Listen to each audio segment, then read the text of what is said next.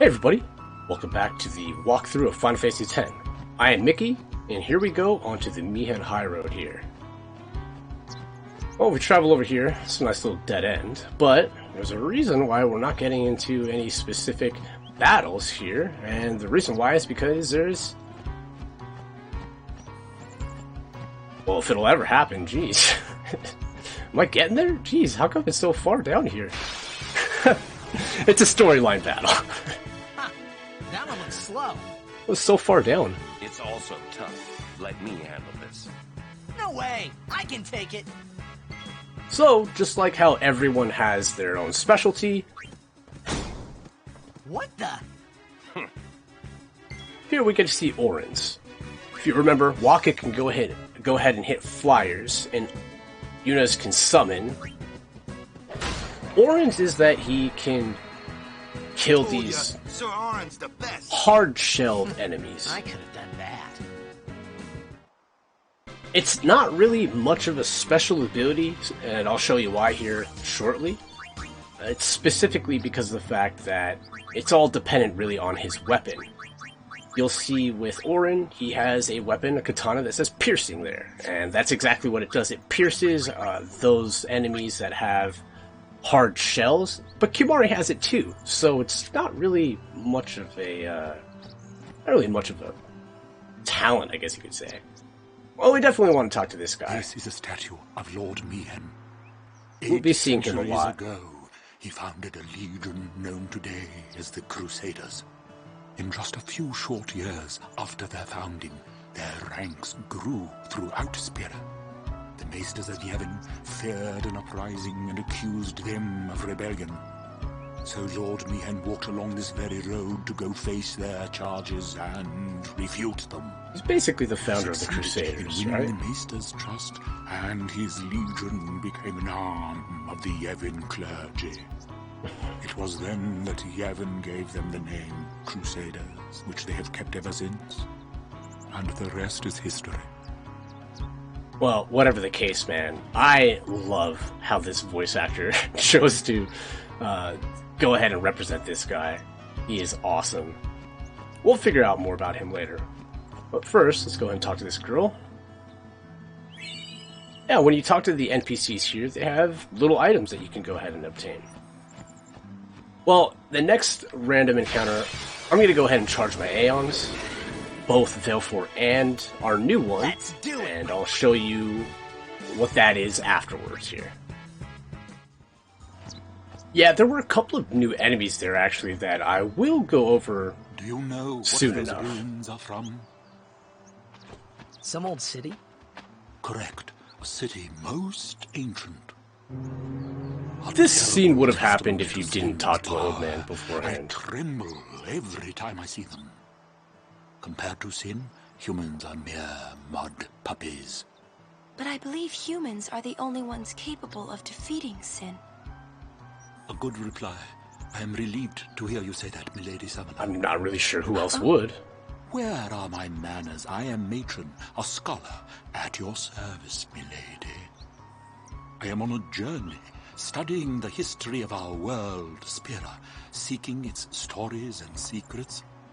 My travels have taken me to many places, and I am troubled by what I have seen. Still pretty strong for your Fragile age, huh? smiles on people's faces, crumbling at the mere mention of sin. They are counting on you, milady. Give them a reason to rejoice once more. I will.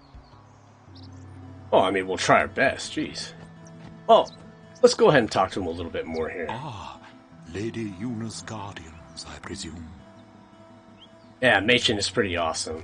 We'll see him throughout our journey here. He's a pretty cool character. I like him. But yeah, I was gonna say with that last battle, I actually just realized, there's a chest, a little ice brand.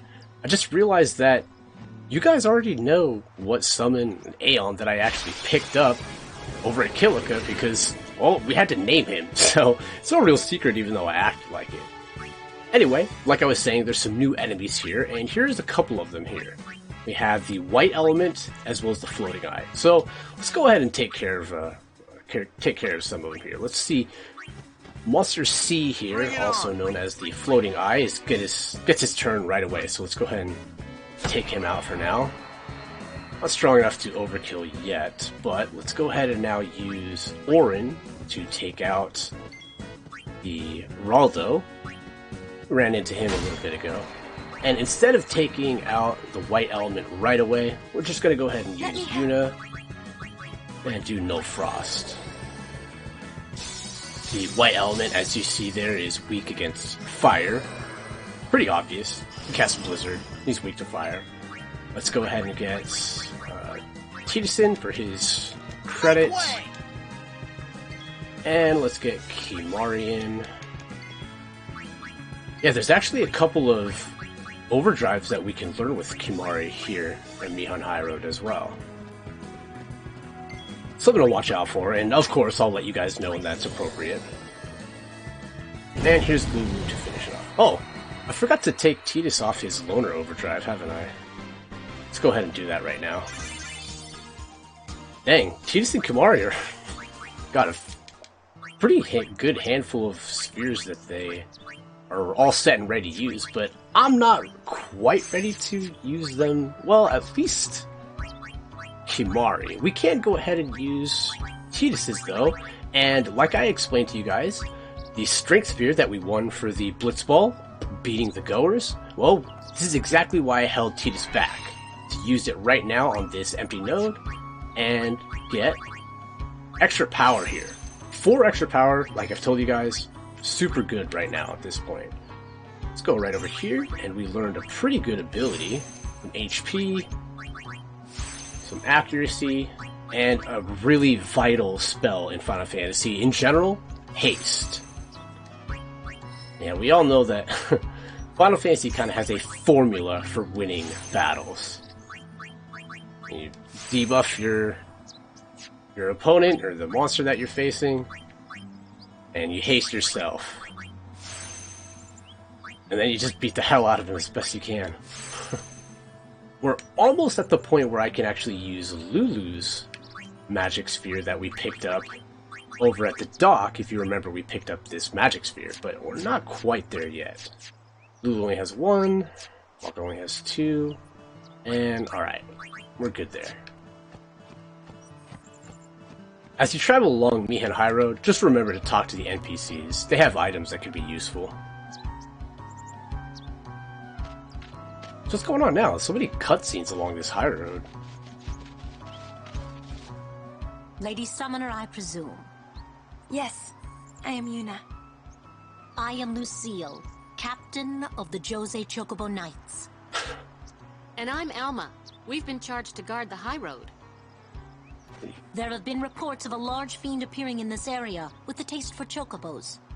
Do take care, Summoner Yuna, if you are to rent any chocobos. Oh, Thank you. We'll be using them anytime We soon. will be careful. Good. We should get back to our rounds. Farewell. Our prayers are with you. Look how the chocobos are all armored up there, as if they're going to do anything to sin from the ground. That is the large Crusaders' fiend. job, right? Let's go get him. Why? It's the right thing to do. It's the right thing to do.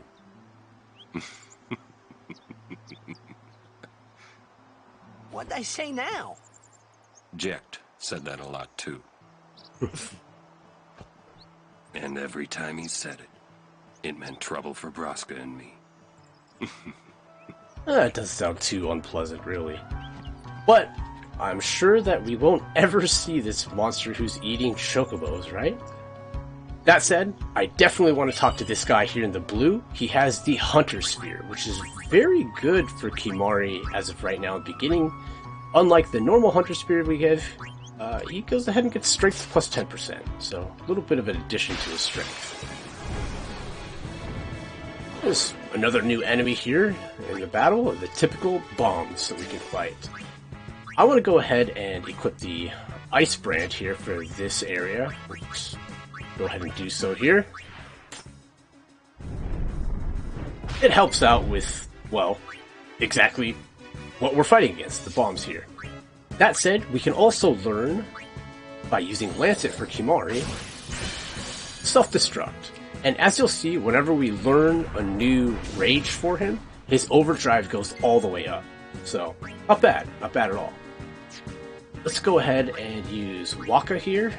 We're not going to hit him too many times, specifically because, well, as you saw when we hit him with the Lancet with Kimahri, well, he grew in size, and that's specifically because, just like with all bombs in Final Fantasy, he grows, and eventually he'll go ahead and use that self-destruct move that we learned with Kimahri. I think that if you hit him 4 to 5 times, that's when it actually pops, but we're not even going to get that far.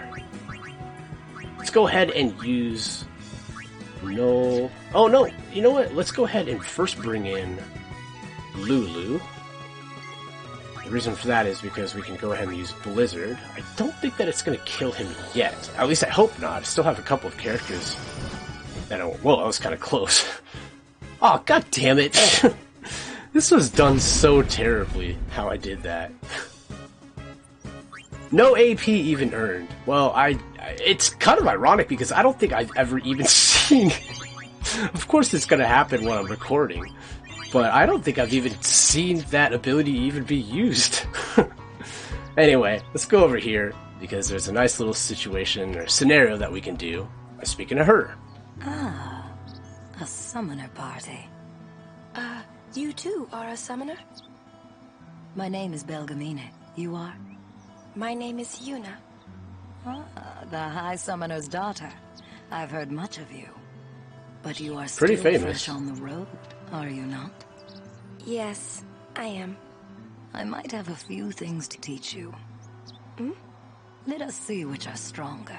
My Aeons or yours. A one-on-one match. Not to the death, of course. What do you say? Because she has to say that, not to the death. Well, I'll go ahead and fight her. Why not? I'll do my best. Good. Before we begin, your Aeons have been healed. You can fight with your full strength. Come. Oh, thanks. I appreciate that. This is Belgemine, and like Mi'ihen, before that we talked to the old man, the historian, we're going to run into her a few times in our journey here. She's going to go ahead and summon Ifrit, and it leaves us with the only ability to summon our only other summon as of right now, which would be Valefor. We can't actually summon Ifrit because, well, she has Ifrit out already. Belgemine is going to act as kind of like a tutorial for Aeons in summons. In this battle, we'll learn how to specifically use... Well, I'll show you when it comes up, but being that Valefor has black magic, we're just going to go ahead and use Blizzard versus Ifrit. He's fire-based, I want to use ice, and this is what we're here learning with Belgemine, a tutorial that states, shield and boost. It's what I described a little bit, far back when we first got the ability to use Valefor. But the important thing to note in this battle is that you realize that Ifrit goes from attack to meteor strike. So it's going to go ahead and rotate that just in a sequence here. And that's why I went ahead and used shield so that it would do very, very limited damage to us. So what I'm going to do is just go ahead and use Blizzard a couple of times. When he attacks, I'm just going to go ahead and let that happen. After he's attacking, he's going to use Meteor Strike, so we shield, and we just do this essentially over and over and over again. I'm going to do this until we get to, not critical health, but maybe hit with Blizzard 3 or 4 times. I kind of got lucky on the last sequence of attacks from Ifrit because he went ahead and actually missed me. Well, I guess one more should do it for us, though. And then I'm going to go ahead and just completely let loose with Valefor's Overdrive. Yeah, this battle can be fairly challenging for those who have either just never really played the game, or, even hell, for someone who's played the game and knows it's coming, but hasn't really been prepared for it. Alright, now we're at kind of critical health here. Let's go ahead and use Energy Blast. And that should go ahead and take care of Ifrit right there. Now, if you lose this battle, it's fine. It's not like you need to win the battle at all. There's no ability to overdrive kill, or overkill, I should say, not overdrive kill. There's actually That is enough. no experience that you gain from this battle. It's all just a tutorial to begin with. Not bad for one so young. I underestimated you. Take this. You've earned it. I get an echo ring. You show promise. With more training, you could defeat Sin. Thank you. But I think you might defeat Sin before I am able to. Well, I cannot. I don't think so, Yuna. Or should I say, I was not able to. You mean... Farewell, Yuna. Huh. We'll meet again. It looks like she actually did go up against Sin and didn't win. But the fact of the matter is, I don't think that Belgemine would beat Sin because of the fact that... I want to show off? Oh, that's right. I don't think that Belgemine would beat Sin because we just kicked her ass, so how would she? This is the item that we receive for the reward. Some Silence Ward, and I figure can't really hurt, so why not equip it? Alright, I think this is another one of the new enemies here, the Mi'ihen Fang. He's best taken out with Tidus, Back in the fray! even though he already got his turn. No worries. Next, I'm going to go ahead and use... What do I want to do here? Well, I'm going to go ahead and use Yuna to do... Yuna here! Null Frost, not Summon, Null Frost. And then Orin can go ahead and get his turn and kill the Raldo. That pretty much sets us up to be able to get everybody's participation credits, and unharmed as well. Now, I'm still kind of tripping off the fact that I got hit with self-destruct. Of all attacks to get hit by, it's never happened to me. Get the recording jitters or something. No worries. Alright. Lulu, come on in and you can finish it off. But yeah, don't do what I did there with the bomb. You want to go ahead and kill him as soon as possible. That's kind of why they're a little bit dangerous at this low of levels. Especially when I'm trying to like screw around and, you know, show off things like learning self-destruct to begin with. But anyway, no worries. Let's continue on here to the second section here of the Mi'ihen Highroad. And I actually would like to wait here at the entrance for a very specific reason.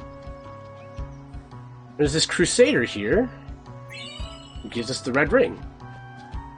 The red ring is another equip for Yuna. It goes ahead and does Fire Ward with the HP 10%, which I'm actually going to go ahead and equip just for now because we're fighting bombs. What are you talking about? Lots of activity here by the Crusaders. Oh, okay. Well, here is our final new enemy, new monster here, and they are kicking the hell out of kicking our ass. Jeez, God.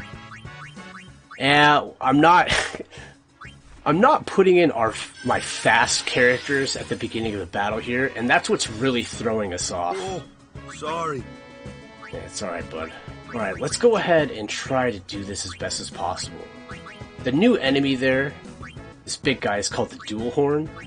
He's very likely going to be able to attack, and hopefully he doesn't take out Waka again. For now, let's take out the Mi'ihen Fang with Tidus. Yeah, look at that +4 strength that I gave him earlier. It gives him the ability to overkill when he hits the Mi'ihen Fangs. That's pretty nice. You want to use Lancet on the Dual Horn because you can learn Fire Breath, which is pretty nice. Let's go ahead and get Yuta in here to cure Waka. The Dual Horn is essentially the most threatening of the enemies in the Mi'ihen Highroad area. But that's what we're going to do to mitigate things. Just like with the Garuda from a couple episodes back, we're going to go ahead and use the combination of Darkness, or Dark Attack, Blind, and Power Break, which is pretty much going to make it so that we can go ahead and do what we want to against him. Need a good jolt? Lulu Thunderous for a little bit of participation credits, and then here's Tidus, and even though he's low health, I'm not too worried about it. I would go ahead and start cheering to boost my strength to see if I can overkill him, but unfortunately that's just really not happening at our strength levels. I think you could probably do so with an overdrive, like a spiral cut, but I don't have one, so I'm not really too worried about it. They drop acclaimed ability spheres as of right now, and you saw that I'm running pretty low on them, but yeah, that's what they drop. Our prayers are with you. Well, thanks, appreciate that. I'm not sure how good that'll be, but this chest we get a remedy. Let's go ahead and actually heal up with some potions here with Tidus. My Lady Summoner. You're a summoner? Yes. My name is Yuna. I'm Callie. Nice to meet you, Callie. Lady Yuna, are you going to bring us the calm? Yes. Very soon. Yay! We're looking forward to another calm, my Lady Summoner. We'll figure out I'll what do my that best. the calm is specifically. Well, And good luck to your guardians as well. pretty much right here. So it's a new term that we haven't really learned. Again, it's the world of Spira is full of oddities and miracles. Is that what Tidus called the Chocobo? What's the calm? The calm is a time of peace. It comes after a summoner defeats sin, and lasts until sin reappears. So see, that kind of explains how Sin Braska, dies and is reborn. Orin, get and it. Jekt defeated Sin the first I time. thought it was weird.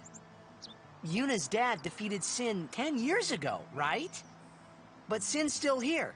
Didn't make much sense till now. Wait, if it just comes back... Don't say it isn't worth it. Because it is. Yes. Even for a little while, people can sleep in their beds without being afraid.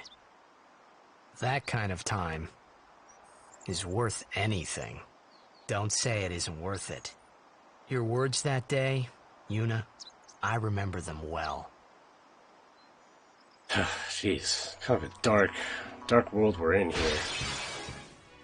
I'm gonna heal up after that battle. But yeah, pretty dark stuff here. I mean, you're in Spira. Even if you were to kill Sin, he comes back. There's a Blitzball here that you can go ahead and kick, but if you do so, you can't speak to this person, little person, and get some soft threes. So, soft potions. Yeah, if you go ahead and kick that Blitzball, it's, you gotta go off screen and then talk to the kid again. Okay, well. Yeah, I thought that Crusader had another item for me, but I guess not. Well, since I've been battling along Mi'ihen Highroad, we have a few sphere gridding that we can go ahead and take care of here. Some defense here for Tidus, which will help because if you look, Tidus's HP compared to the other brawlers like Waka, Kimari, even, Orin definitely, it's a little bit lower, so it's good to be able to get some of that. Let's go ahead, Kimari stays put, and let's go ahead and move Waka all the way over here, with extra strength and some HP. Ooh, nice. Gonna be able to finally use our magic sphere. +4 magic. Magic's already pretty decent at the beginning of the game too, so that'll help out quite a bit. And thankfully we've gotten a few ability spheres by taking out those... What are they called? Those bullhorns? Is that right? I don't forget their names, but... we're able to get life with Yuna. Auron's sphere grid is a little bit different than the others. His part of the sphere grid, I should say, that... Well, he gets stats, which is fine, but it'll be separated from a lot of empty nodes, so... You know, his leveling progression isn't as... I can't say they're not as fast as others, but they're just more spread apart. But, that being said, it's going to wrap it up for this episode. Next time, we'll go ahead... Oh, actually, talk to him first. And then we'll wrap up the episode. By getting this level 1 key sphere, we can finally do something with Kimahri. Catch you later, guys.